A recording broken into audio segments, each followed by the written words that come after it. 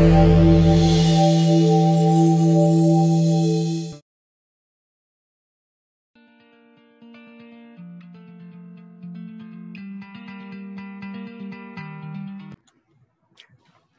buenos días, tengan todos y todas. Vamos a dar inicio a este tercer video y último en relación con el tema de las funciones del Estado, la separación o la división de los poderes. Y desde luego vamos a continuar con este tema tan apasionante y tan interesante que ya les he dicho yo, también tiene que ver con el tema del derecho constitucional. Bien, hemos visto en videos previos el tema de los antecedentes, cómo surge a fines por ahí del siglo XVII y principios del XVIII, ya tanto en Inglaterra como en Francia, por los ideólogos de aquella época como John Locke y Montesquieu, el choque que se da entre el absolutismo completo que vivía el Estado, sobre todo el Estado europeo en esas épocas, en Francia, en Inglaterra, en España, que era donde prácticamente estaba configurado ya el Estado como lo conocemos ahora, y la concentración absoluta que tenía el rey del poder en los campos administrativos, legislativos y judiciales.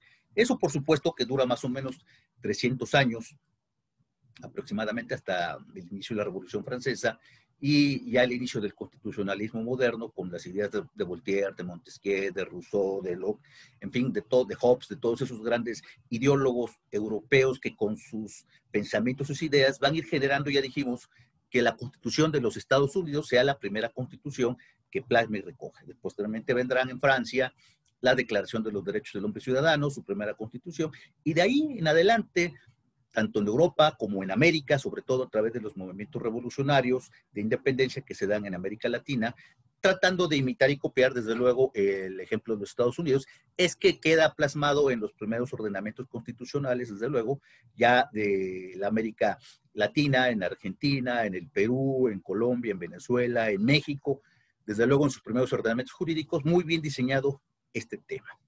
Bien, decíamos también nosotros que hoy en la realidad el tema de la división de funciones o división de poderes es un tema más de coordinación, que hoy, dado la complejidad que vive el mundo moderno, ya desde el siglo XX y hoy en el siglo XXI, es muy difícil y muy complicado que un órgano pueda llevar a cabo solamente las funciones exclusivas que le son encomendadas, la de legislar, la de impartir justicia y en su caso la de gobernar y administrar. Hoy, prácticamente todas las constituciones del mundo y nuestra constitución de 1917 no es la excepción, vemos nosotros un régimen de perfecta coordinación entre ambos. Eso permite que todas las necesidades y objetivos que busca el Estado para la satisfacción de los bienes, del bienestar social y del bien público de los ciudadanos, se vean satisfechos de la mejor manera. Esto permite existir, reitero, una gran coordinación. Y todo lo está plasmado precisamente en la Constitución Política de los Estados Unidos Mexicanos.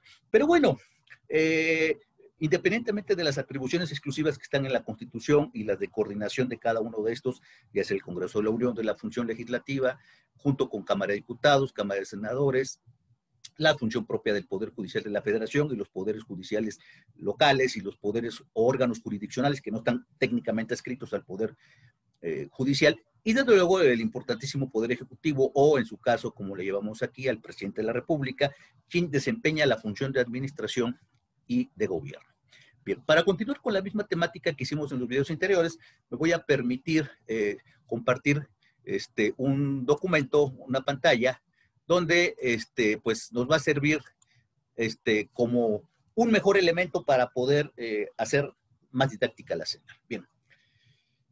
Dentro de las funciones del Estado, dos de sus fines principales son el bienestar social y el bien común. Esto es, el Estado busca que todos sus ciudadanos, que todos sus gobernados, en este caso no importa que sean nacionales propios del Estado o sean extranjeros que residen en México, se vean beneficiados de dos aspectos. El bien común, que es la política que atañe a todos, y desde luego el bienestar social. Esos dos son los fines principales que busca el Estado, satisfacer las necesidades. De tal manera que no hay gobernante en el mundo y no hay Estado en el mundo que no tenga como fines y como objetivos esenciales el satisfacer el bien común y el bienestar social. Todos en lo particular buscamos una satisfacción que nos beneficie a nosotros. Eso es el bien común, el bien particular. Por ejemplo, ustedes que están iniciando ya su licenciatura en Derecho en esta Facultad de Derecho de la Universidad Nacional Autónoma de México, tienen como objetivo un fin: ser estudiantes, pasar sus materias, aprender y desde luego obtener un título que les permita ejercer profesionalmente con su patente de licenciado en Derecho. Ya posteriormente podrán hacer una especialización, podrán hacer una maestría, un doctorado o demás estudios y dedicarse a ejercer la profesión y con ello, pues lógicamente, obtener satisfactores de carácter personal. Eso solamente les beneficia a ustedes. Y el Estado proporciona los elementos importantes como es acceso a la educación, desde primaria, secundaria, bachillerato, y desde luego, si bien la universidad no es una educación conforme el tercero que sea completamente obligatoria, tenemos las universidades públicas, como muestra nuestra universidad, que relativamente es gratuita, ya que los 20 centavos que se cobran de gota pues son verdaderamente significativos. Entonces, el Estado procura darnos esos satisfactores y ya depende de cada uno de nosotros el tomarlos y desde luego desarrollarlos para obtener satisfactores personales. Todos y cada uno de nosotros buscamos un bien particular en lo general, en materia de salud, en materia educativa, en materia deportiva. Y lo que pase o no nos beneficia exclusivamente a nosotros. Pero las políticas que diseña el Estado son con objetivo de beneficio a las mayorías, a tal grado que inclusive cuando llega a estar en choque el interés particular de nosotros con el interés de la colectividad, siempre va a estar por encima el interés de la colectividad. ¿Por qué? Porque el beneficio de las mayorías siempre debe ser por encima del beneficio de cada uno de nosotros. En este caso, voy a poner un ejemplo muy sencillo. Por ejemplo, el boleto del metro en la Ciudad de México. Les decía yo, el boleto del metro en la Ciudad de México es subsidiado. Su precio real andará como en 17, 18 pesos. El gobierno de la Ciudad de México lo subsidia con bastante dinero, lo da 5 pesos. ¿Eso qué quiere decir? Que el gobierno aporta otra cantidad. ¿Es una política buena o mala? Yo creo que es una buena política, porque a final de cuentas, la mayoría, hay mucha gente que realmente a veces sí tiene para tener lo que es un pasaje de ida y un pasaje de regreso. En ese sentido, el que el Estado subsidie es una política que tiene que ver con el aspecto del bienestar de todos. Y aspectos que tienen que ver en seguridad social, como son salarios mínimos, cuestiones de seguridad social, que es acceso a seguros médicos, como lo es el Seguro Social, el ISSSTE, lo que era el Seguro Popular, hoy el INSABI, y en general todos aquellos apoyos que se dan a las personas adultas y las políticas que lleva a cabo el Estado son políticas que tienden a ver por el bienestar de la generalidad. Hay que, es importante aclarar que a veces esos bienes comunes que benefician a todos pudieran o no beneficiar a la gran mayoría, pero, a ciertas personas o ciertos grupos, pero beneficia a la mayoría. Voy a poner otro caso, el caso de las gasolinas. Hasta hace unos años, las gasolinas eran completamente subsidiadas por el Estado y se decía que se subsidiaba realmente a los ricos. La realidad es que el precio de la gasolina, hoy como está a oferta del libre mercado, busca que realmente el consumidor de la gasolina pague un precio real y justo.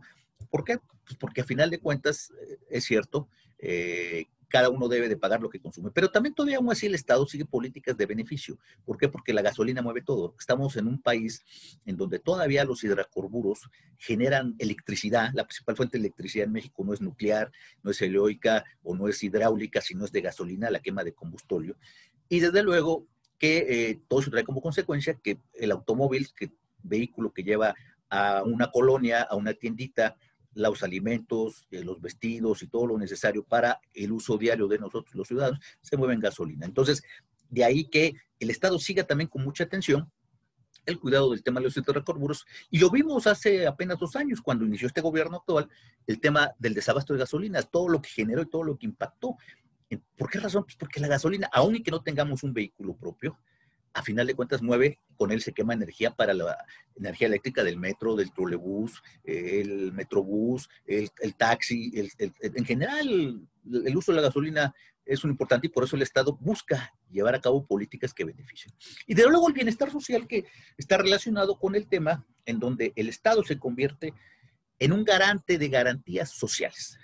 La Constitución Mexicana de 1917 fue la primera constitución del mundo que plasmó en sus artículos tercero, 27 y 123, los primeros aspectos de carácter social. Posteriormente, en 1919, la Constitución Alemana de Weimar, pasada la Primera Guerra Mundial, también lo contempló.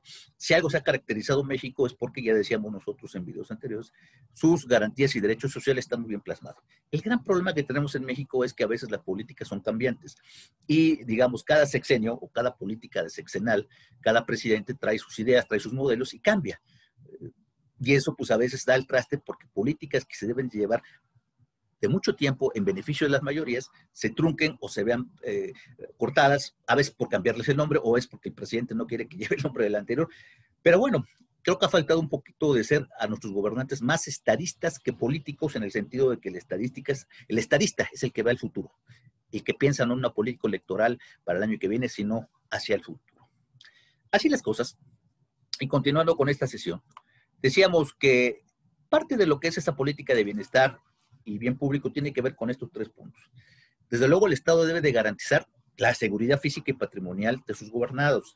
Y eso hoy ha estado mucho en cuestionamiento, específicamente en México y a lo mejor en otros estados. En otros estados, por la cuestión de lo que es el terrorismo, por ejemplo, que se vive en Europa y que se vive en otros países, a donde los ciudadanos se duelen de que el Estado no es capaz de garantizarles un mínimo de seguridad a sus patrimonios y a sus bienes. Y en México, que en los últimos 15 años tenemos un gran problema de una violencia increíble, una delincuencia que se ha soltado y que ha generado entre los ciudadanos de todo el país, desde la frontera norte hasta la frontera sur, por todo el territorio nacional, de una cuestión de sentirnos inseguros. De hecho, uno de los temas principales que han traído los últimos presidentes de la República y el actual presidente de la República es el tema de la seguridad. ¿Por qué razón? Porque la seguridad es algo muy importante. Si nosotros vemos inclusive todas las encuestas que se realizan prácticamente de evaluación hacia las políticas gubernamentales, el apoyar o no apoyar cierta política que lleve a cabo el gobierno federal y los gobiernos locales tienen que ver con 2 temas esenciales: seguridad y economía.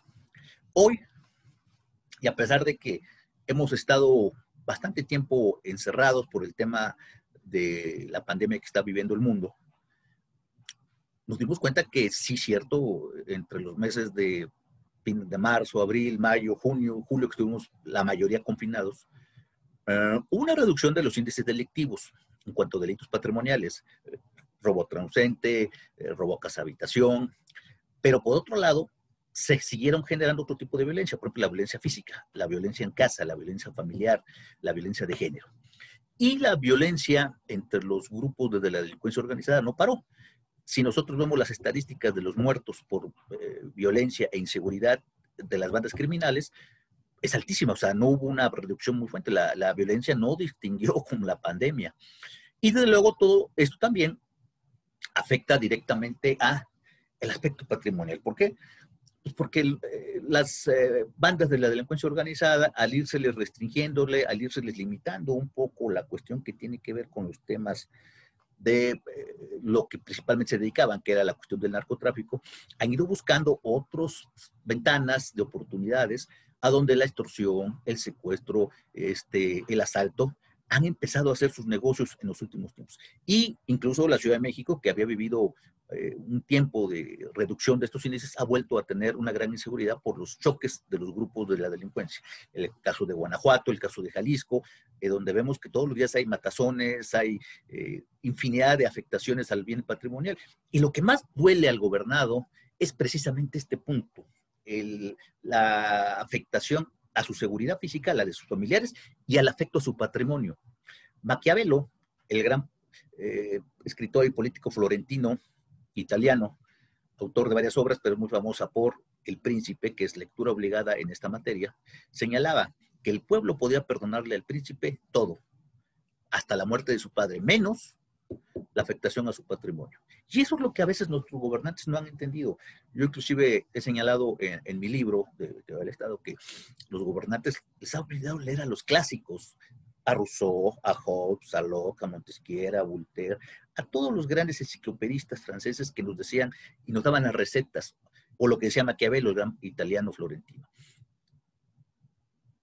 Recetas para gobernar. De hecho, lo que da Maquiavelo en El Príncipe son cómo debería de conducirse, cómo debería de gobernar.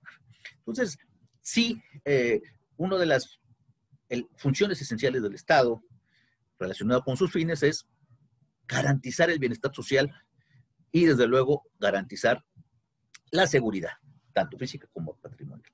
Y desafortunadamente es un tema donde inclusive se cuestiona si el Estado es un Estado fallido. Yo nunca he compartido el término y hago esto es una cuestión meramente particular, el tema de Estado fallido. Para mí lo que ha fallado es el gobierno.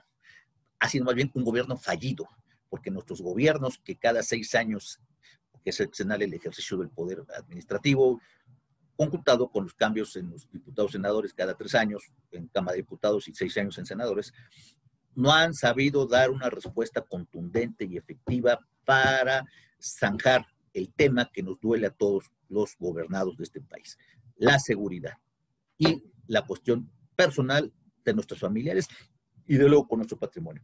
De ahí que los delitos patrimoniales, como son la extorsión, el fraude y desde luego el secuestro, pues tienen que ver con estos temas muy... El secuestro es un delito de privación de la libertad, pero relacionado con la extorsión busca un aspecto patrimonial. Entonces, en ese sentido, sí, yo creo que ahí ha fallado, pero no ha fallado el Estado.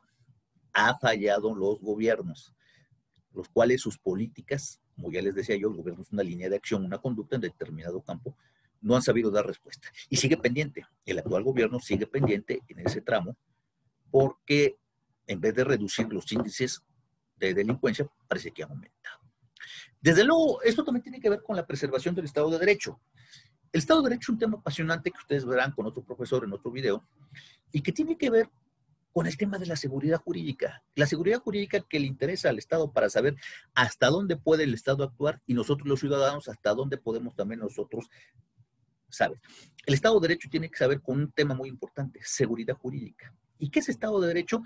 Pues algo que en México desafortunadamente es mucha palabra, pero que no nos dice nada en la realidad. Esto es, junto al tema de la falta de seguridad y protección del Estado hacia nosotros, y desde luego el punto también que tiene que ver con la cuestión de la economía, está el otro tema muy importante, la impunidad.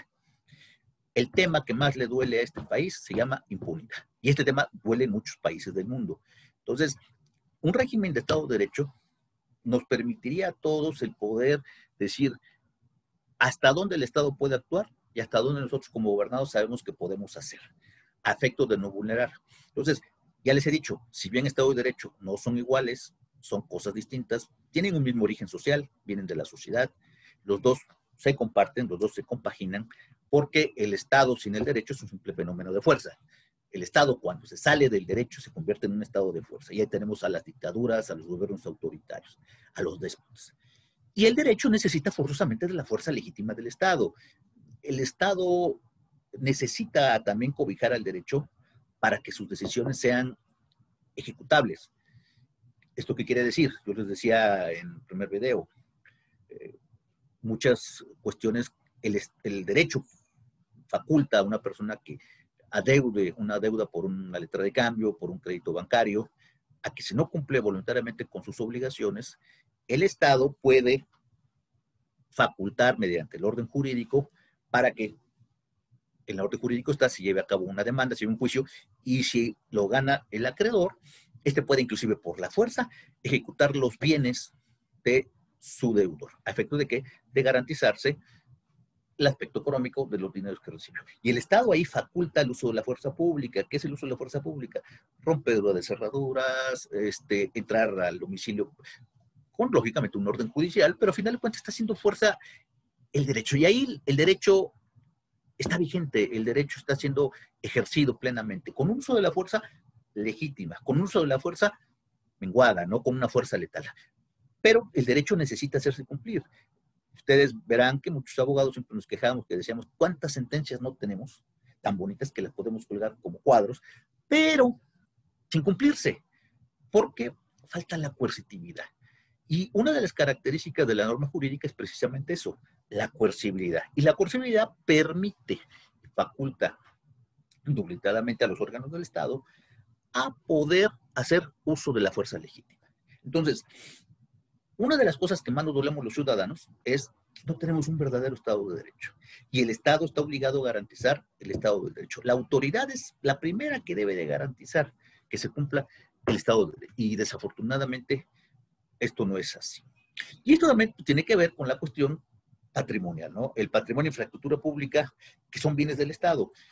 Volvemos al caso, y ahí tenemos ahorita los casos tan en boga en los medios públicos, en la televisión, en la radio, en la internet, que son los casos de corrupción y de daño y afectaciones a bienes públicos. El actual gobierno ha iniciado una serie de acciones legales tendientes a que, pues, no solamente a sancionar, para perseguir y en su caso sancionar y castigar a los que hayan incurrido en delitos de carácter de orden público, como son delitos de servidores públicos, peculados, abusos de confianza, cohechos, tráfico de influencias, pero a su vez, ¿por qué es importante esto? Porque está en juego el patrimonio del Estado, y el patrimonio del Estado es de todos. El patrimonio del Estado es de todos, nosotros los ciudadanos, de todos los mexicanos. Entonces, el Estado debe garantizar que el uso y el disfrute, por ejemplo, de los recursos obtenidos del petróleo, de la generación de la energía eléctrica, del sector de turismo, de la extracción de agua, de la extracción de metales preciosos, el oro, y en fin, todo lo que sea propio de la nación, sea beneficio de la colectividad. Y si bien es cierto, no podemos negar que durante muchos años atrás, los gobiernos siguieron políticas que trataban de preservar los aspectos que tenían que ver con la cuestión patrimonial y los bienes de la nación. La realidad es que, si bien es cierto, se hicieron grandes obras en sexenios pasados que beneficiaron a muchos, ha faltado mucho por parte de nuestros gobernantes de aplicación de políticas verdaderas que garanticen y no dilapiden los bienes del dominio público que son propiedad de todos nosotros. Lo que nunca entendieron los gobernantes en México es que, por ejemplo, en el caso del petróleo, el petróleo se va a acabar un día. Y hoy en día la tendencia del mundo, ya hemos visto, es a usar energías fósiles, energías de combustóleo derivadas del petróleo. El futuro del mundo ya actualmente es el uso de energías renovables, de la energía del sol, de la energía del aire, de la energía del agua. ¿Por qué razón? En primer lugar, porque las energías fósiles se van a acabar tarde que temprano. De hecho, ya están en mucho declive en todo el mundo. Y segundo, su contaminación, su afectación al medio ambiente y a la salud de los seres humanos. Entonces, en ese orden de ideas, la cuestión patrimonial, la dilapidación de los bienes de la propiedad de la nación, deben de ser castigados duramente y deben ser sancionados, y quien haya cometido ilícitos sancionados. Pero ahí está una de las funciones del Estado, garantizar. Por ejemplo, Noruega, que decíamos yo en videos anteriores, era un Estado que era nórdico, pobre, hasta antes de la Segunda Guerra Mundial. A partir de la Segunda Guerra Mundial y con los descubrimientos petroleros, creó una empresa de Estado que sigue siendo el Estado, muy productiva, y que, si bien es cierto, en Noruega se cobra mucho dinero de impuestos a ciudadanos, la verdad es que tienen un régimen de garantías sociales y bienestar social elevadísimo, el más elevado del mundo, que garantiza a sus ciudadanos acceso a prestaciones sociales, vivienda, salud, medicinas, todo lo que tiene que ver con aspectos sociales son de acceso para toda la ciudad y son de calidad. Pero también es cierto, los ciudadanos están pagando impuestos elevados, pero vale la pena. Y la empresa petrolera de Noruega ha sabido repartir entre sus ciudadanos ganancias y utilidades de las ventas obtenidas por el petróleo. Y también ha garantizado y sigue garantizando que estas sea para las futuras generaciones. Porque algo que nos hemos olvidado, y se olvidan los gobernantes, es que viene el futuro y vienen las nuevas generaciones. Ustedes son esas nuevas generaciones. Ustedes, jóvenes estudiantes de este primer semestre de la Facultad de Derecho, son las generaciones que están ya, y vienen más atrás de ustedes, y las que vienen, ¿qué país les vamos a dejar? ¿Qué país nos van a dejar estas autoridades? El futuro es incierto. Estamos pasando por una de las mayores crisis mundiales, y en México tal vez la mayor crisis económica que se tenga historia en mente, desde que México es un México independiente, y que se está diciendo que va a costar muchos años el poder volver a retomar siquiera lo que teníamos hasta inicios de enero de este año 2020. De tal manera que será difícil, será complicado, y vendrán años duros, años de crisis, años de atorarnos y apretarnos mucho el aspecto económico, y creo que saldremos adelante. Pero esto tiene que ver con este sentido. Hasta dónde el Estado es responsable de llevar a cabo la administración y el cuidado. Completamente es responsable de todo. Ya le dijimos cuando veíamos una de las funciones de gobierno y administración, que el Estado no solamente administra los bienes de propiedad del Estado en beneficio de todos nosotros, sino que también tiene que ver con la cuestión de garantizar que esos bienes y esos aspectos que son de propia nación, pues reduzcan un beneficio para toda la sociedad. México es un país que tiene, ya dijimos, acceso a mares y lo hemos desperdiciado. El Golfo de México, el Mar de Cortés, el Mar Caribe, el Mar Pacífico. Tenemos ríos, tenemos montañas, tenemos un territorio, sí cierto, orográficamente accidentado y no fácil para muchas cuestiones, pero que a final de cuentas todo lo que ha producido nos ha dado y nos sigue dando. Entonces, sí, desafortunadamente el Estado creo que más que el Estado dije el gobierno, pero que tiene que ver con el Estado, ha ido fallando. Entonces, esas funciones del Estado se constituyen, reitero, en un deber que necesariamente tiene el Estado que garantizar para que todos sus ciudadanos podamos, en su caso, reitero, la cuestión de seguridad física y patrimonial de todos nosotros, la cuestión de mantener un Estado y preservar un Estado de Derecho y la cuestión de administración de los bienes es algo esencial. Les dejo de tarea que piensen todos ustedes, muchas de las generaciones de los jóvenes llamados millennials y ustedes que vienen ya ahorita, nunca se han pensado en el futuro. Por ejemplo, hoy las cuestiones laborales del outsourcing han permitido que se contraten a muchas personas bajo contratos de honorarios o prestaciones de servicios profesionales sin ninguna prestación social. Un sueldo a lo mejor posiblemente bueno, pero sin prestación social a cabo. Esto es sin derecho a seguridad social, que sería un aliste al seguro social o a un SAVI, a donde tengan acceso a servicios médicos, préstamos y garantías de muchas cosas. Pero sobre todo, a ir generando un ahorro. ¿Por qué? Porque algún día todos, de una u otra manera, vamos a llegar al término de una vida laboral útil y nos jubilaremos y nos pensionaremos.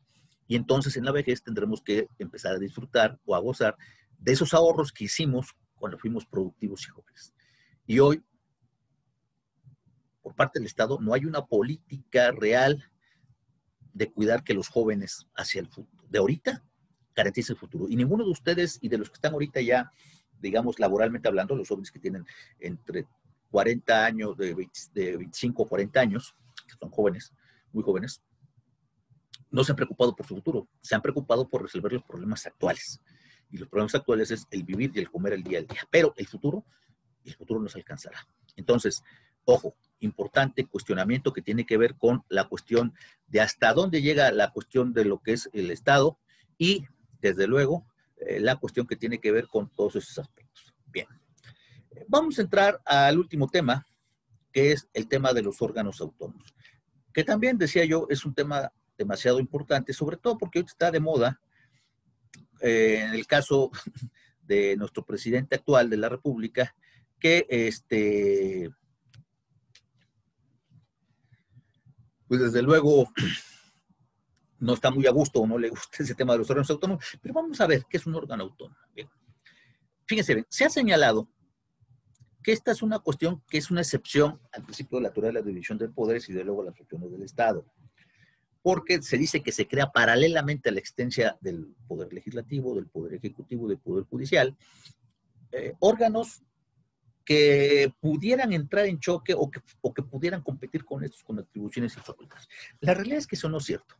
Si bien es cierto, y aclaro desde este momento, que tampoco estoy de acuerdo con la existencia en lo particular, y ojo, es punto de vista particular, nada más, esa es una opinión mía, de la existencia de tantos órganos autónomos, sí comparto yo la existencia de estos, porque en primer lugar derivan del orden constitucional, o sea, no se están creando por una legislación ni se están creando capricho.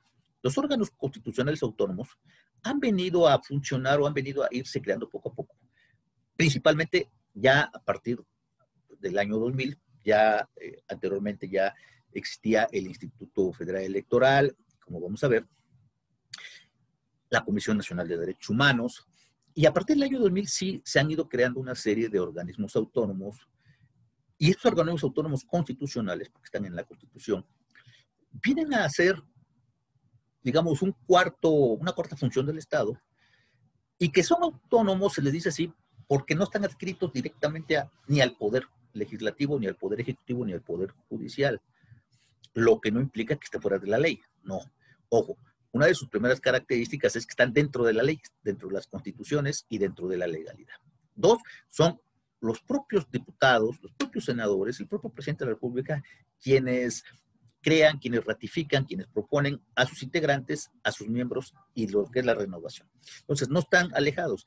Pero además los órganos autónomos han venido a constituir una garantía de independencia, de certeza de que las funciones judiciales, administrativas y legislativas se apegan a un Estado de Derecho al ser órganos de tipo regulador, de tipo verificador de que las acciones que llevan a cabo el Ejecutivo, el Legislativo, estén llevadas de la mano. En el judicial no tanto, porque el judicial básicamente sus decisiones son verificables por el Poder Judicial, o sea, muchas de esas decisiones pueden ser recurribles a través de la vía del amparo. Entonces, más que verificar la función judicial, ya dijimos, lo que se va a encargar aquí, en este caso los órganos autónomos, es de vigilar que el legislativo cumpla con muchas de las funciones que tiene y que el ejecutivo principalmente, que es el que se encarga de gobernar y administrar, haga las cosas tal y como se señala. El doctor Miguel Carbonell, maestro de la Facultad de Derecho y investigador del Instituto de Investigaciones Jurídicas de nuestra Universidad Nacional Autónoma de México, dice que dada la compleja realidad que tuvo el siglo XX y desde luego ya el siglo XXI, y que desde luego atendiendo, como dice ella, a las necesidades del Estado de dar solución a todos los temas que se enfrentan en el día a día, no era ya suficiente el tener únicamente a las funciones propias o órganos propios que corresponden al Poder Legislativo, al Ejecutivo y al Judicial, para dar cabida y solución a todos los problemas que se vienen presentando. ¿Por qué? Porque cada día la vida se ha hecho más compleja, en lo jurídico, en lo político, en lo social, en lo económico, en todo. Es más, el mundo es tan complejo, pero a su vez tan fácil en muchas cosas, que hoy tenemos el ejemplo aquí, en este tipo de videos, en este tipo de sesiones, en clases, las clases en línea, las clases en estas plataformas de bibliotecas, que vienen haciendo parte de la modernidad a la que tenemos que irnos acostumbrando. La pandemia nos obligó a toda la sociedad a irnos adecuando y formando a nuevas realidades que ya estaban ahí, que ya existían, pero que poco las tomamos en cuenta. Uno de estos es las sesiones en línea, el uso de las tecnologías. Será ya el futuro, es una realidad, es un presente. Aquí estamos. En ese orden de ideas, de la misma manera, las necesidades que tienen todos los países, y en este caso México, de ir dando cabida a toda la problemática de la estructura jurídica, política y social que se viene desarrollando, hacen que el país, reitero, sea cada día más complejo.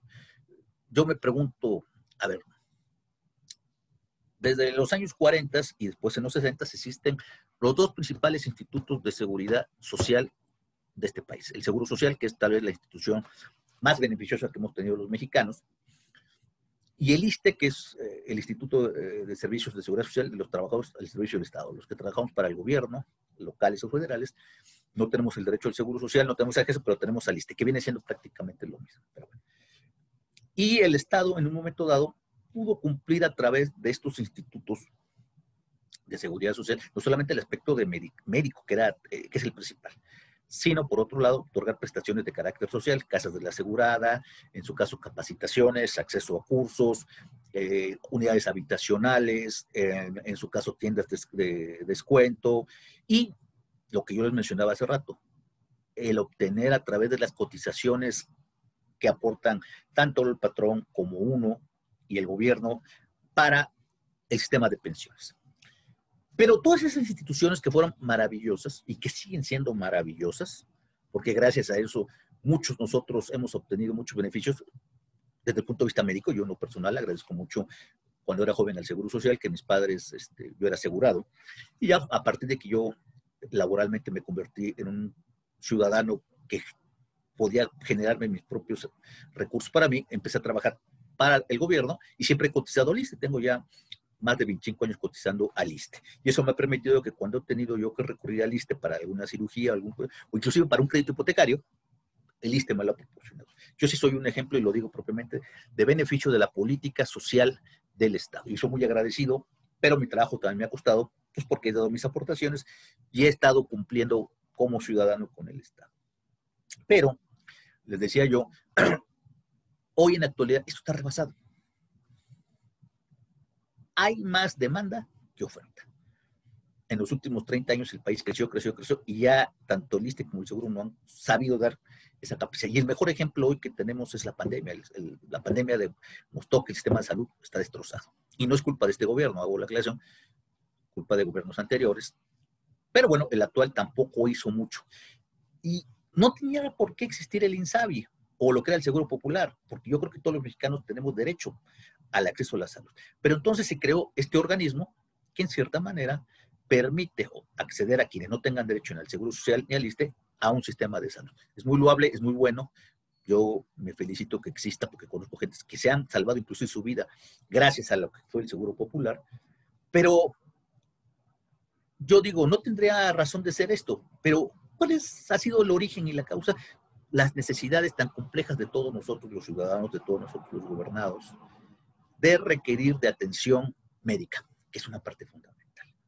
En ese tenor, insisto, los órganos constitucionales autónomos vienen a ser parte de una solución a todo ese entramado constitucional, jurídico y político que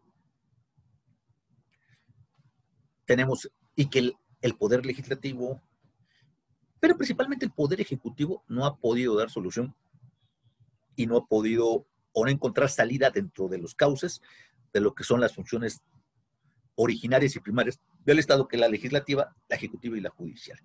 Y desde luego, insisto, como bien dice el maestro Carbonell, desempeñan tareas que los poderes constituidos no llevan a cabo, pero, ojo, siempre subordinados al Estado de Derecho, siempre subordinados. Insisto, en primer lugar, porque están en la Constitución regulados. Ahí se prevé su existencia, se prevé su designación, sus atribuciones, sus competencias.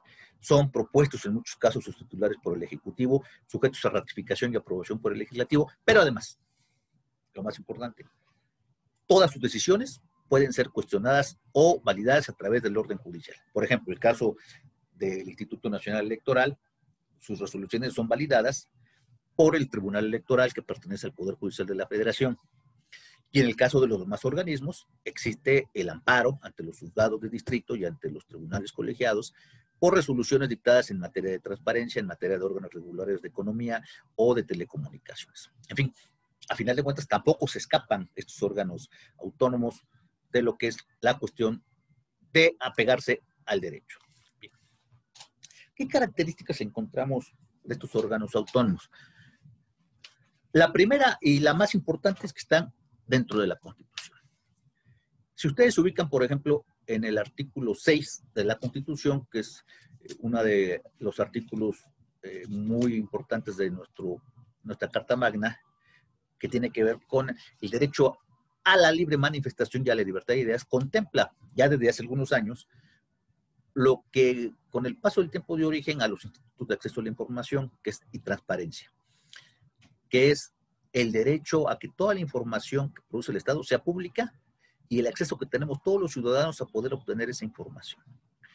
Y en este orden de ideas, dice la fracción octava, la Federación contará con un organismo autónomo, fíjense bien, autónomo, especializado, imparcial, colegiado, con personalidad jurídica y patrimonio propio, con plena autonomía técnica, de gestión, capacidad para decidir sobre el ejercicio de su presupuesto y determinar su organización interna.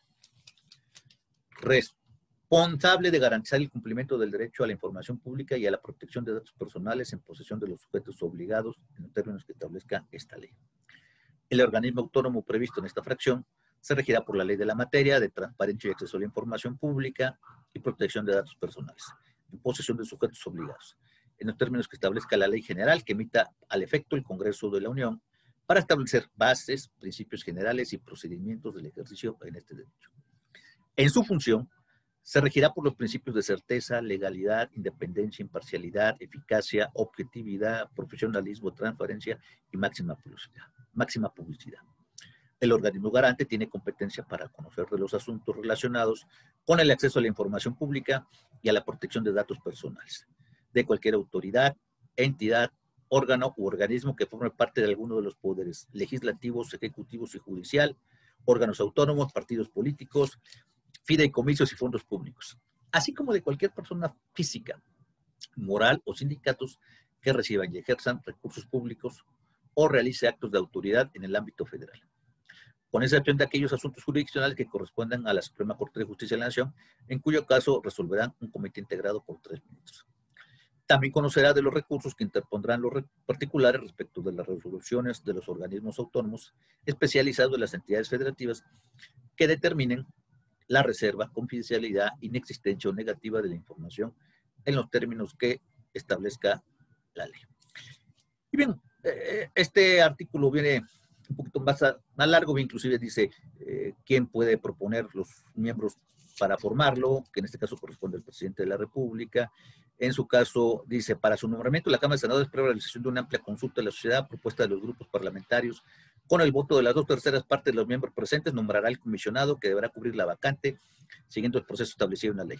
El nombramiento podrá ser optado por el presidente de la República en un plazo de 10 años. Si el presidente de la República no pide el nombramiento, dentro de dicho plazo ocupará el cargo de comisionado la persona nombrada por el Senado. Y aquí, en general, vienen todos el tiempo que van a durar los encargados o los comisionados, y así vienen en general en todas las leyes. Entonces, el INAI, Instituto Nacional de Acceso a la Información, es un organismo muy importante porque permite que todos los ciudadanos, en el ámbito federal y en el ámbito local, los institutos de información, como en el caso de la Ciudad de México, está el InfoDF, por un lado tengamos que todo lo que hace el gobierno sea público, y que en caso de que por alguna cuestión el gobierno no lo haga, nosotros tenemos derecho a solicitarle al INAI o al InfoDF que esa información se nos proporcione.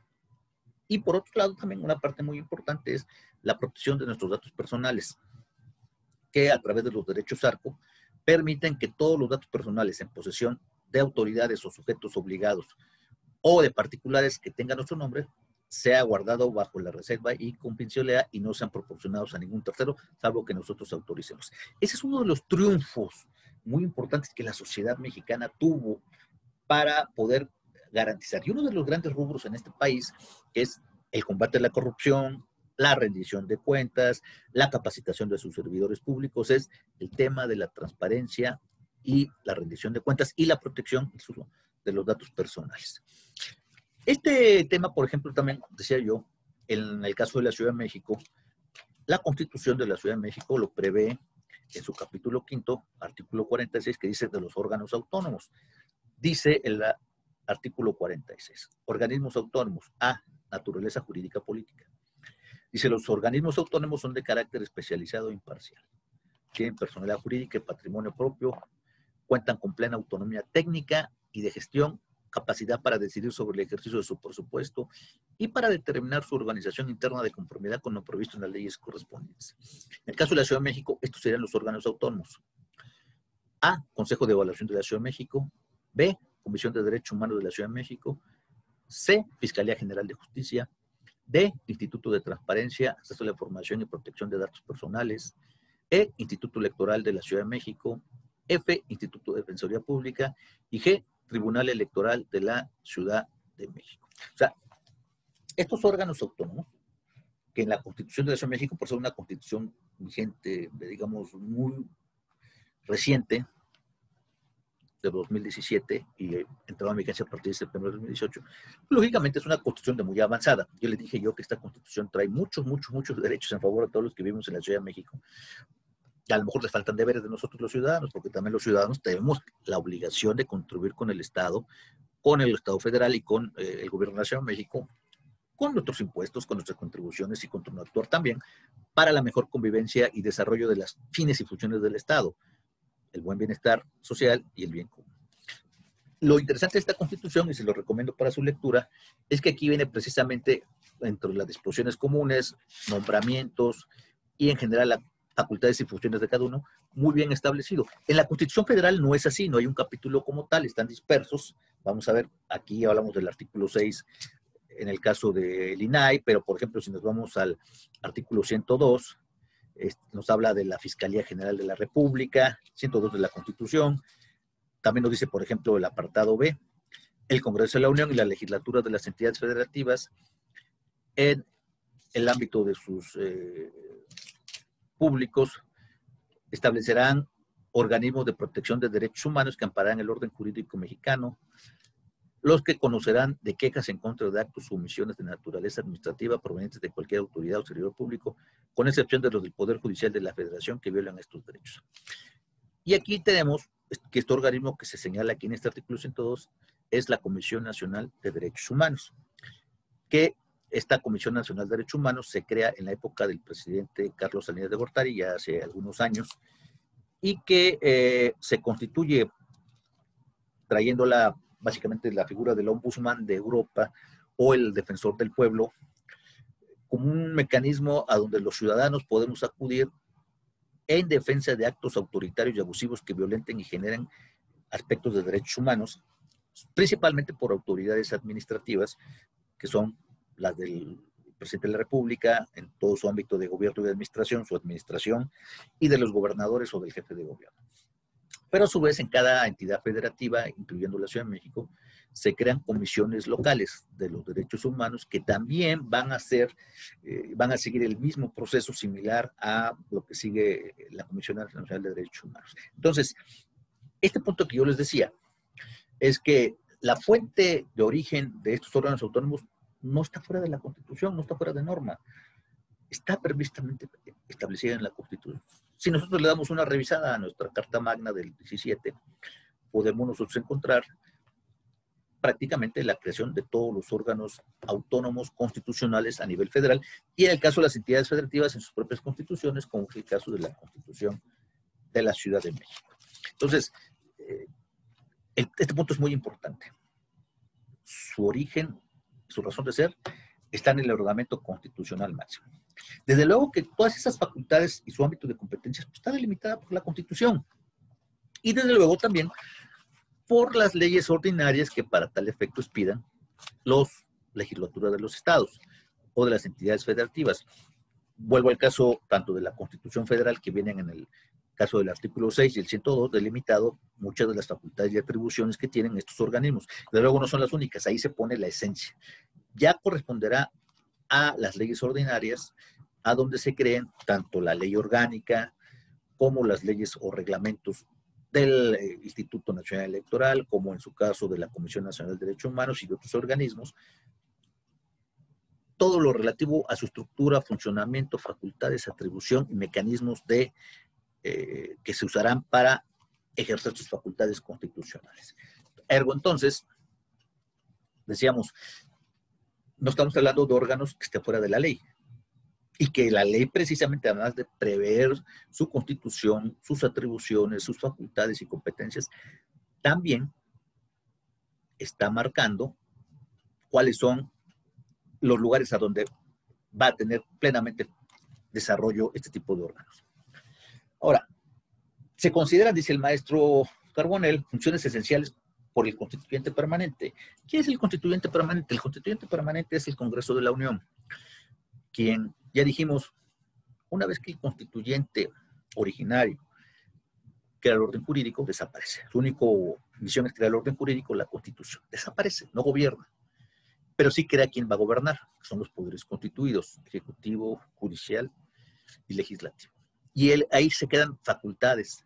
Entonces, el constituyente permanente, que es el que siempre está actuando, ya sea en los periodos ordinarios o extraordinarios del Congreso de la Unión o de la Cámara de Senadores o Cámara de Diputados, y desde luego en lo que se conoce a nivel federal como la famosa comisión permanente que se queda en los recesos, siempre está en actividad la función legislativa. Entonces, el constituyente permanente, el legislativo, tomando como base de razón lo que habíamos nosotros señalado, de que la complejidad de la vida moderna, la complejidad que se ha venido dando de los años 90 del siglo pasado para acá y desde luego el siglo XXI, pues ha hecho la necesaria aparición de este tipo de organismos.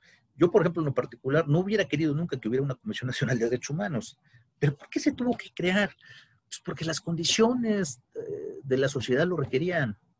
Porque en el Estado los órganos constituidos no han sabido dar respuesta a muchas de las violaciones que se daban o que se dan a los derechos humanos de todos nosotros. Por ejemplo, hasta 2011, es que se plasma en la Constitución el reconocimiento de los derechos humanos. Eso no quiere decir que no existiera antes, no, siempre ha existido, pero hasta 2011, cuando ya se hace una reforma constitucional muy importante en materia de derechos humanos, al artículo primero y otros artículos más.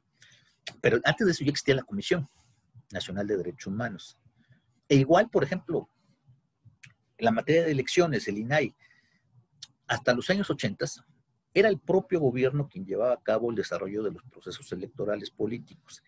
Y una de las características que tuvieron los procesos electorales de los años 90 para atrás, 80, 70, era que había un partido hegemónico dominante en el cual a través, en esa época de la entonces Secretaría de Gobernación, de esas etapas del México, de los años 70, 60, 50 y atrás, se llevaba a cabo directamente las elecciones por ellos. Y siempre se ha hablado y se documentó por muchas ocasiones los fraudes electorales y la cuestión de la manipulación del voto.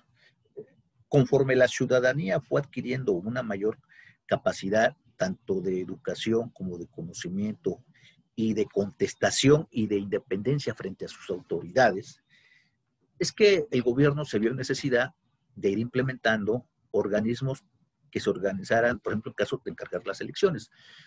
Ustedes no lo vivieron porque están muy jóvenes, pero posiblemente sus padres sí. El terremoto del 85 en la Ciudad de México vino a ser un parteaguas, tanto por lo trágico que resultó, lo desastroso que vino a estar para mucha gente que falleció y quedó sin patrimonio por la pérdida de sus casas, de sus edificios. Por otro lado, significó el primer momento que la sociedad civil en México se unió. En esa época no había internet, en esa época no había teléfonos celulares. Sin embargo, la sociedad se organizó por primera ocasión y se puso por encima de la autoridad. En los 3 primeros días, cuando la autoridad todavía estaba pasmada y no sabía qué hacer, la sociedad ya se había organizado y ya estaba empezando a levantar los escombros, a salvar a damnificados, a personas que estaban en los escombros, a rescatar a los cadáveres, a los muertos, y empezar a organizarse la cuestión de la distribución de alimentos. Primer gran triunfo de la sociedad. Y a partir de ahí, de 1985 de septiembre, fue un parteaguas para la sociedad mexicana, no solamente la Ciudad de México, sino todo el país, porque nos dimos cuenta que la sociedad podíamos tener mucha capacidad de poder, que el poder estaba en nosotros, por encima de los gobernantes.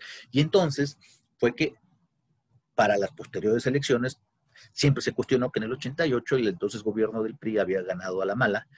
Nunca sabremos si fue verdad o no fue verdad, pero bueno, el gobierno del presidente Salinas de Gortari, para tratar de legitimar parte de esa cuestión de que era cuestionado su elección, dio pauta a la creación de la Comisión Nacional de Derechos Humanos, vino por allá también los primeros cuestiones de lo que son los institutos de atención a la información, y en fin, vinieron a darse muchas cuestiones que, reitero, esa es la esencia de los organismos autónomos, que los poderes constituidos no estaban dando respuesta ni capacidad a las necesidades y requerimientos de nosotros los ciudadanos, de nosotros los gobernados. Y entonces esa expresión se canalizó a través de muchos de estos órganos autónomos. La existencia de estos muchos órganos autónomos no es nada más porque sí, tienen que ser relacionados pues, con la cuestión de las necesidades de la sociedad, de poder dar salida, de poder dar cabida, de poder dar solución a muchos de los temas que la sociedad requiere. ¿Por qué? Porque son temas complejos y que los poderes constituidos no podían dar. Por eso les decía yo que el Estado consideró, a través del poder constituyente, a través del poder legislativo, que esas funciones que desempeñan y que actualmente tienen esos tipos de órganos son fundamentales. Les ponía con esos ejemplos de la Comisión Nacional de Derechos Humanos y la cuestión de lo que tiene que ver con la cuestión de las elecciones, lo importante que es garantizar que existan órganos paralelos con autonomía propia, pero siempre creados por el orden jurídico y siempre vigilados sus resoluciones a finales por la función judicial en cuanto a la visión del amparo, como última instancia de solución de todos los asuntos que se dan en México desde el punto de vista jurisdiccional, que se garantice la existencia de los mismos. Hoy han sido ampliamente cuestionados por los actuales gobernantes porque no les gusta, a ningún gobernante le gusta tener a alguien que le esté diciendo un momento, no estás bien, no estás por aquí. Pero yo creo que los organismos autónomos llegaron para quedarse, ya no se van a ir. Si bien es cierto, habría que revisar, en eso sí estoy de acuerdo, cuáles de los que existen actualmente realmente pueden continuar o podrían fusionarse o podrían estar ejerciendo funciones dobles, pero la realidad es que gran parte de los organismos autónomos sus funciones son esenciales. No podríamos entender este país, inclusive, sin la existencia del Instituto Nacional Electoral, el anterior IFE. Además, el actual gobierno no podría entenderse su llegada al poder sin la necesaria intervención de un órgano que garantice elecciones transparentes. El INE, por ejemplo, cuando era IFE, Instituto Federal, o Instituto Nacional, en las elecciones del año 2000, cuando por primera ocasión, desde que el PRI como partido político había sido gobierno ya desde los años 40 con el PRI, pero anteriormente cuando era el Partido Nacional de la Revolución Mexicana y el otro nombre, que tuvo 3 nombres, desde que fue creado en 1929 por el presidente Calles, hasta que perdió las elecciones ya con el nombre del PRI, pues se tuvo y fue ejemplo en el mundo, de decir, todo el mundo quería tener un Instituto Nacional Electoral, porque decían, yo quiero algo como México, que dé garantía, que dé certeza, que dé certidumbre, que dé transparencia a que el voto público se respeta y que la gente que votó por tal ciudadano para que lo represente popularmente en la Cámara de Senadores, en la Cámara de Diputados o en la Presidencia de la República, sea el que efectivamente obtuvo mayores votos. Y eso vino a ser un parteaguas en la vida nacional de nuestro país. En las elecciones posteriores, las del 2006 y a lo mejor las del 2012, pero las de 2006 siempre han sido cuestionadas. Pero yo en lo particular considero que independientemente de los resultados de las elecciones, el IFE y hoy el INE creo que han sabido dar cumplimiento a esas facultades y funciones que tienen en materia electoral y que garantizan, ojo, garantizan. Es cierto, es muy costoso, estoy de acuerdo, pero por ejemplo, hoy es más costoso. ¿Por qué es más costoso ahora que antes? Pues porque ahora más el INE se le han dado mucho más facultades. A partir de que el IFE dejó de ser IFE, o sea, un órgano federal con organismos en cada entidad federativa, hoy el IFE es nacional, o sea, ya no hay esos institutos, o existen, pero realmente quien hace las elecciones es el federal. O sea, los locales tendrían ya que desaparecer, no sirve más que de parapeto. ¿Por qué? Porque el Instituto Nacional es el que lleva a cabo toda la organización de elecciones, y no hay que ver las leyes electorales, hay que ver el COFIPE y hay que ver toda la normatividad para ver que el Instituto Nacional pues es el verdadero organismo. Y yo prefiero un organismo que sea un poco caro, pero que nos garantice elecciones limpias y transparentes, que es una queja que tuvimos siempre los mexicanos. Hoy yo podría decirles con certeza, muchos de ustedes jóvenes que no vivieron esas etapas de esos Méxicos, que México tiene realmente, en la mayoría de los casos, elecciones limpias. ¿Habrá errores? Claro que habrá errores. ¿Habrá cuestiones? Claro que hay cuestiones que pueden malinterpretación, pero para eso están los tribunales electorales, quienes son los últimos que inclusive califican la elección del presidente. Hace muchos años la calificación de presidente de la República o demás senadores y diputados la hacía el presidente de la República, ¿no? Hoy lo hace y la Cámara de Diputados, hoy lo hace realmente el Instituto Nacional Electoral. Y eso es una garantía de que un órgano imparcial a los 3, judicial, legislativo y ejecutivo, nos garantice eso. ¿Cómo lo hace el INAI?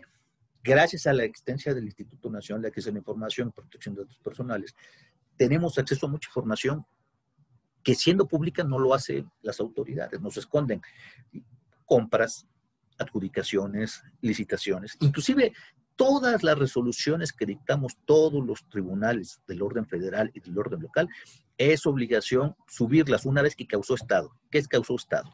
Una vez que hasta quedan firmes, o sea, que ya no pueden admitir una modificación por algún recurso ordinario o extraordinario, a partir de ese momento que causa una ejecutoria, se deben de subir a los portales de cada tribunal, para que en versión pública todos los ciudadanos tengan acceso a todas las sentencias que se han dictado en las materias penal, civil, fiscal, administrativa, laboral.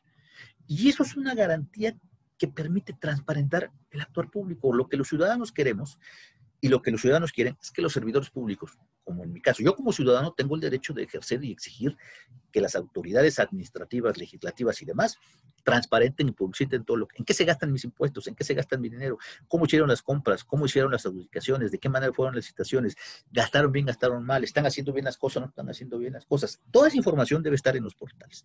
Y si no lo hacen, yo tengo derecho a pedir que me den esa protección y me den esa información. Y si no lo hacen, hay recursos y medios. Y si no, nos podemos ir hasta el amparo. Y hay sanciones.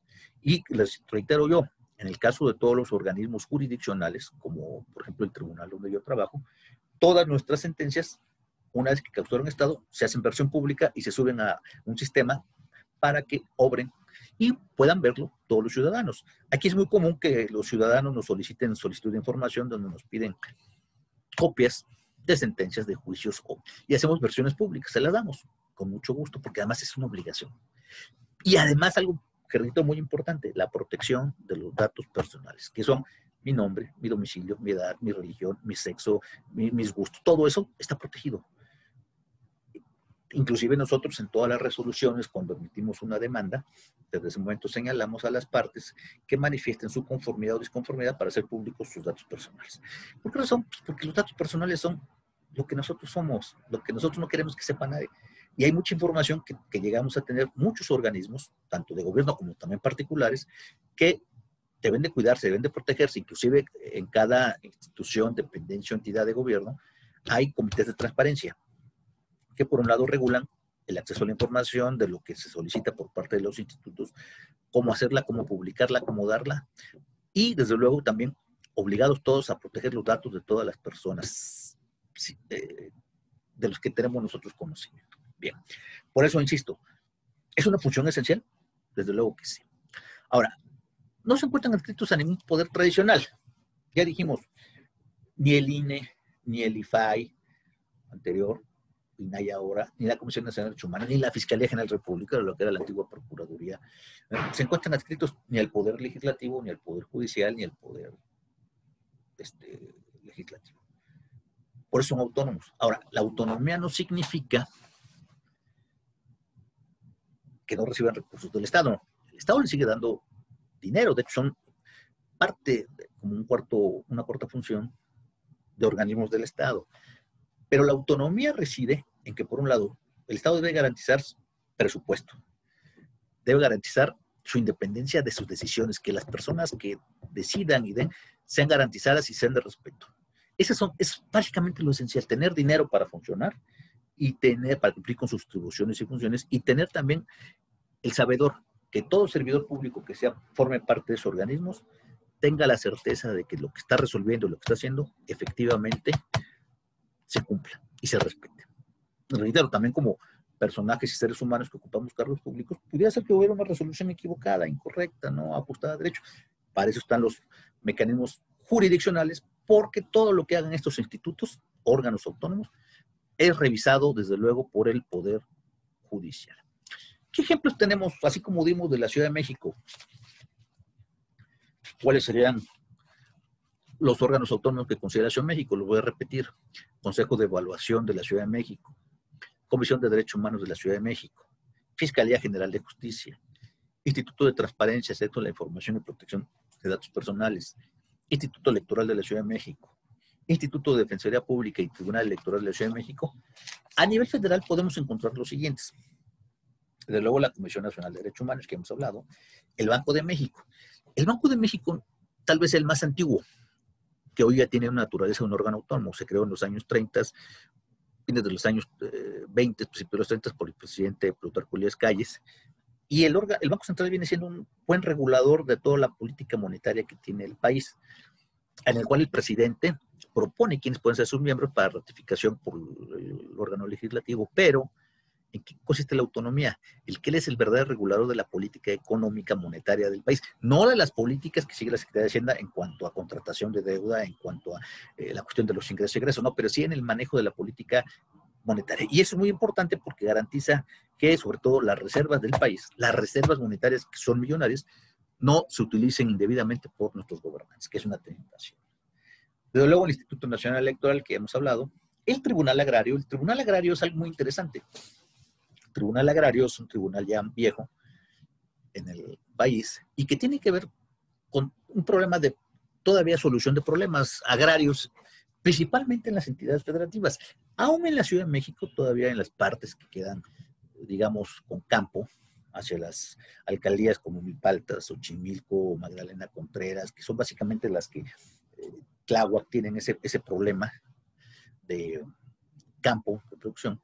La realidad es que en el país hay muchos problemas todavía complejos. ¿Por qué razón? Porque la reforma agraria del 38 y después su implementación, estoy hablando de 1936, 37, 38 por el presidente Lázaro Cárdenas, y desde luego lo que viene siendo ya después su implementación de esos años hasta la fecha, pues generó que en muchas ocasiones un solo terreno o una sola propiedad se repartiera varias veces, porque todos querían derecho a tierras.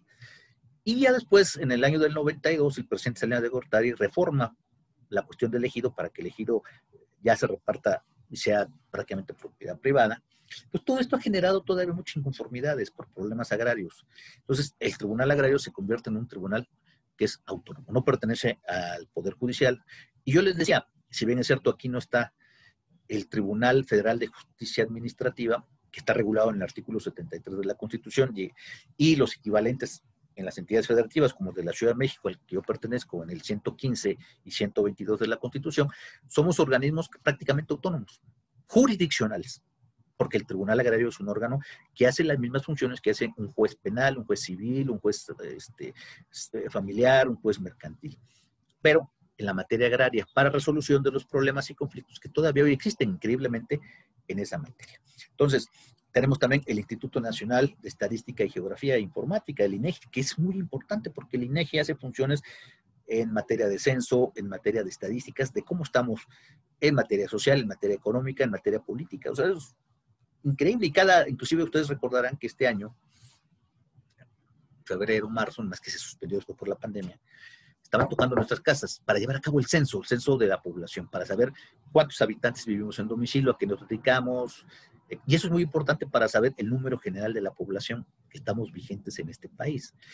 El INAI, ya decíamos, la Comisión Reguladora de Energía, que tiene que ver con cuestiones muy interesantes, lo que es el manejo de los ingresos petroleros, la recaudación petrolera, la generación de la energía.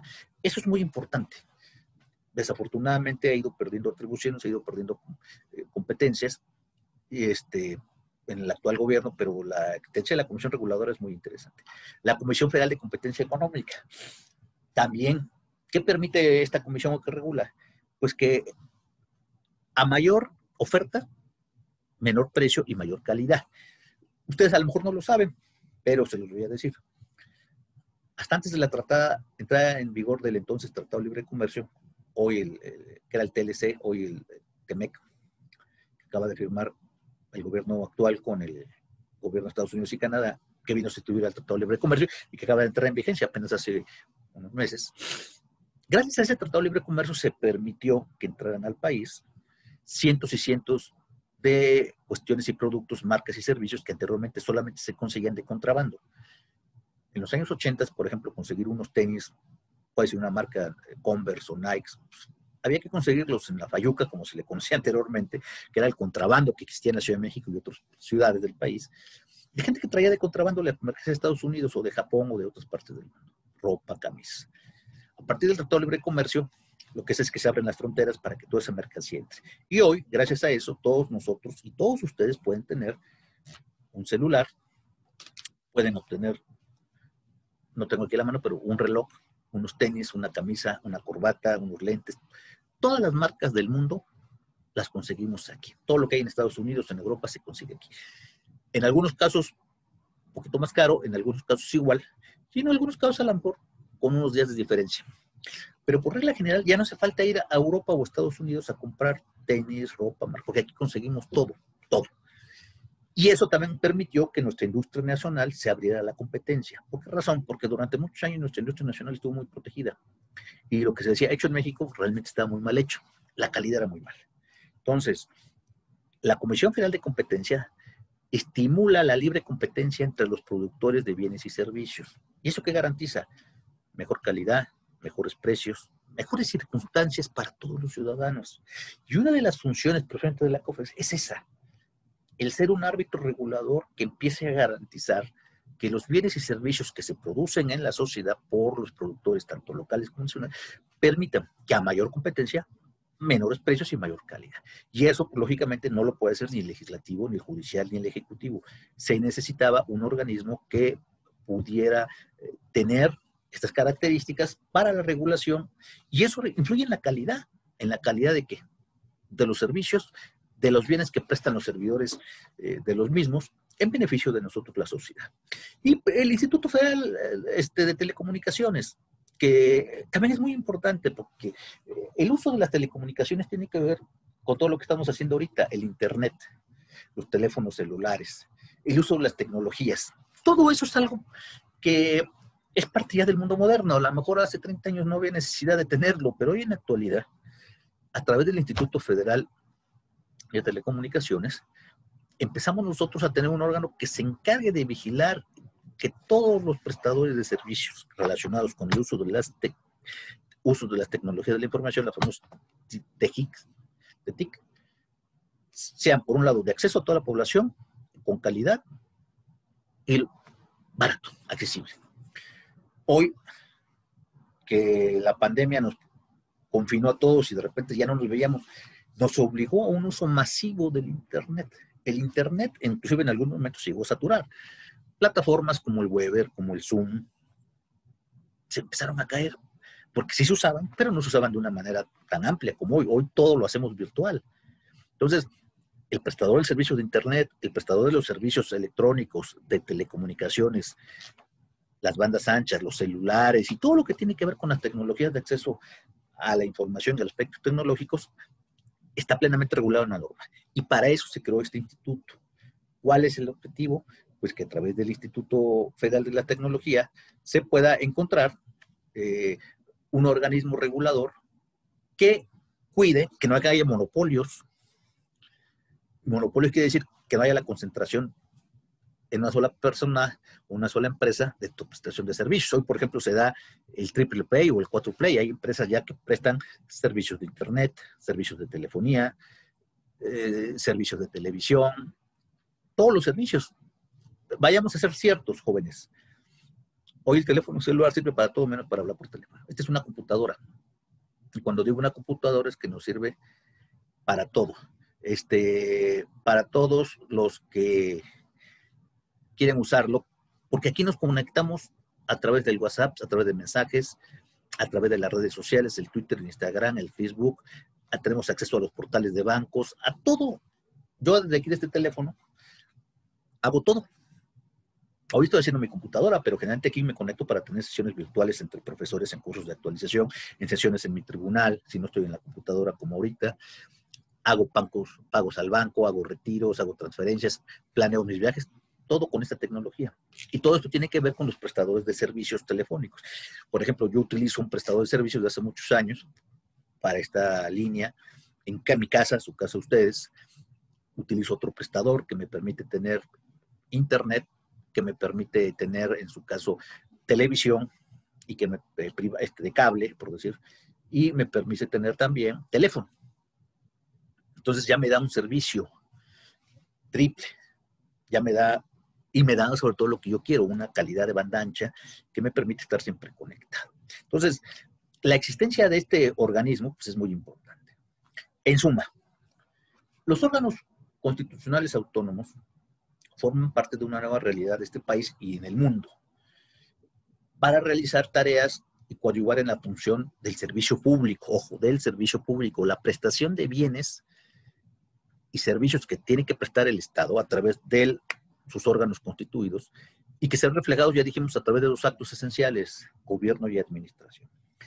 Pero que todas estas funciones no las pueden llevar a cabo directamente los poderes constituidos, tienen que ser necesariamente estos órganos autónomos, que para eso fueron creados y para eso son y nacen con un carácter inclusive constitucional, ni siquiera en la ley, independientemente que tengan sus leyes orgánicas y sus reglamentos, eso es parte de esa estructura, pero nacen en la Constitución, están ahí, están apegados a derecho, han dado resultado, algunos son más caros que otros, habrá a lo mejor que hacer ajustes en cuanto a su estructura interna, ver personal, ver sueldos, ver otras cosas, pero en general creo que han venido a desarrollar una gran cuestión que tiene que ver con los aspectos de hacer mucho mejor la calidad de los servicios y bienes que a su vez el Estado nos tiene que dar.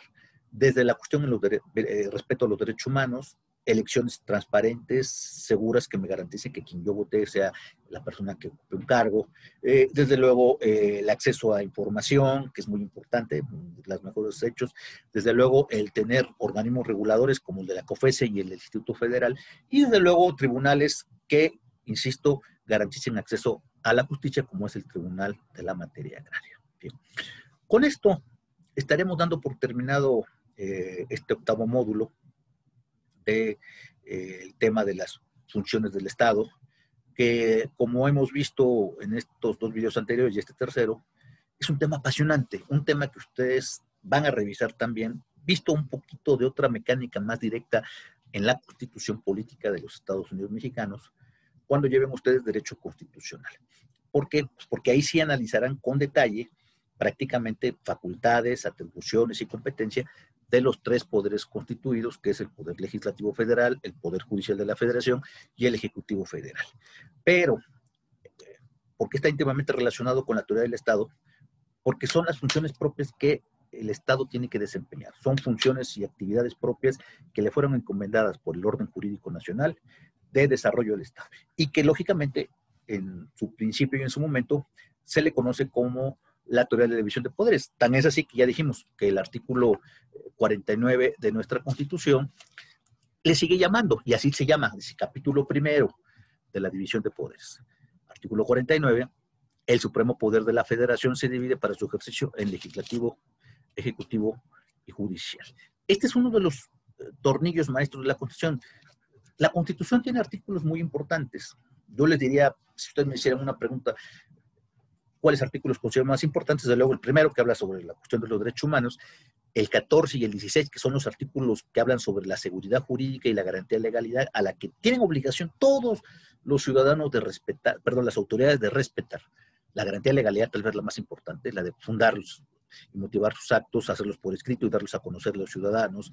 La garantía de seguridad jurídica, que tienen que ver con el debido proceso formalidades esenciales del proceso, la retroactividad de la ley, la garantía de que nadie puede ser molestado y privado de sus posesiones o propiedades, sino mediante juicio, en fin. Pero políticamente hablando, esas garantías que le estoy mencionando, que son en lo particular y en lo personal, como ciudadano frente a cualquier autoridad que quiera abusar de sus atribuciones y competencias en perjuicio de mis derechos, fuera de esos artículos, el tornillo maestro de la Constitución, el ancla, es el 49. ¿Por qué razón? Porque aquí nos dice cómo se divide y en qué casos pudiera, ojo, dice juntarse uno en otro, que es el caso de la suspensión de garantías, artículo 29, y tal vez a lo mejor lo que tendremos que hacer una adecuación, posiblemente de técnica legislativa, pues sí que la Constitución lo hacen nuestros diputados senadores, y los diputados senadores, en este caso el poder constituyente, es el pueblo. No se necesita ser, acuérdense que el único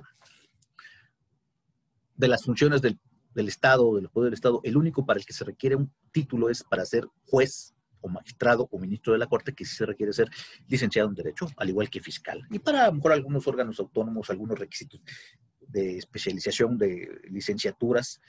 Para ser diputado, senador y presidente no se requiere ser, ni tener la primaria. En ese orden de ideas, no estoy demeritando las actividades ni del poder legislativo ni del poder administrativo, pero sí señalando lo siguiente. Posiblemente, y es una tarea a lo mejor para una tesis, una adecuación de técnica legislativa al 49, para hablar más que de poder, de función. Y por otro lado, que hoy modernamente, ¿qué entendemos por coordinación de funciones? A donde el legislativo no solamente legisla, puede convertirse en juez, puede hacer actos administrativos. El ejecutivo, que no solamente gobierna y administra, tiene la facultad de crear leyes, la facultad reglamentaria, y el Poder Judicial de la Federación, que es el que, siendo un equilibrio entre ellos dos, aplica e interpreta y resuelve los problemas de juicios y contenciosos que le llegan a su conocimiento a través de juicios, a través del amparo, a través de controversias constitucionales o acciones de inconstitucionalidad, pero también, que también tiene actos administrativos llevados a cabo por el Consejo de la Judicatura. Les agradezco mucho su atención, espero que estas sesiones de estos videos sean claras y entendibles para todos ustedes. Muchas gracias y muy buenas tardes.